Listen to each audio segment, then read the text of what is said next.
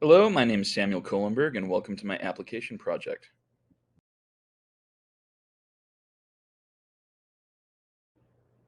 The change that I'm advocating for is a very, very large one, and it involves the combining of two membership organizations, the American Society of Clinical Hypnosis and the Society for Clinical and Experimental Hypnosis, both of which were formed by the same group of people in the early to mid 50s. ASH and SESH have almost identical goals, but slightly different foci, overlapping membership, and redundant infrastructure and liabilities. At its heart, this is a problem solving issue around impending crises that affect both organizations and having to do with decreasing membership because hypnosis isn't something that's really taught in grad schools anymore. It's been replaced by CBT, so there's a very, very large generational gap. And this is about using power in order to bring people together for an opportunity to thrive as one organization instead of sitting back and watching two different organizations deplete their resources and potentially fail.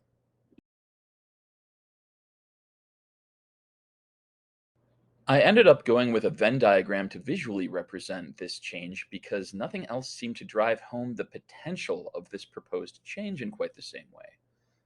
A lot of the communication key to selling people on this idea is in this diagram.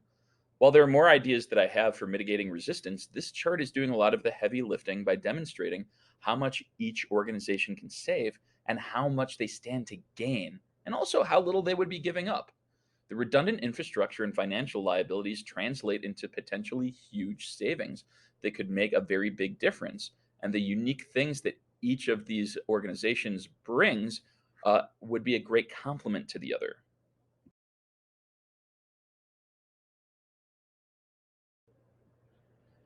These are the big reasons that people tend to be in opposition to this idea, which has been brought up over and over again over the decades. Almost no one has a practical reason for such a merger not to occur. Almost every bit of resistance has to do with feelings and has to do with politics.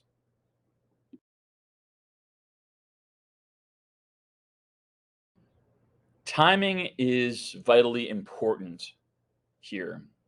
There are key personalities at the executive director level in both organizations and in the elected leadership of both organizations that need to be accounted for. And it would be wise to wait for a year where there are more forward thinking leadership in both organizations to initiate this kind of change.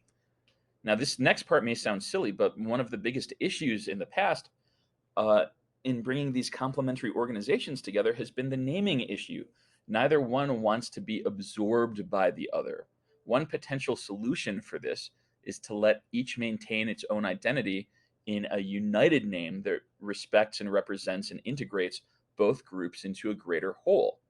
A clinical and a research division could maintain stewardship for their interests within a combined organization, much the way the APA has divisions within a greater organization that have their own focus, that have their own journals. Initiating such a change will likely involve private conversations at the executive level and recruiting allies who are focused on the big picture and the existential realities at a time when there are like minded elected leaders. Subsequent public conversations about how much more members will be getting for free once there is backing from leadership may be a good way to cut through the resistance of the general membership. Thanks very much for listening, and I'd be happy to answer any questions.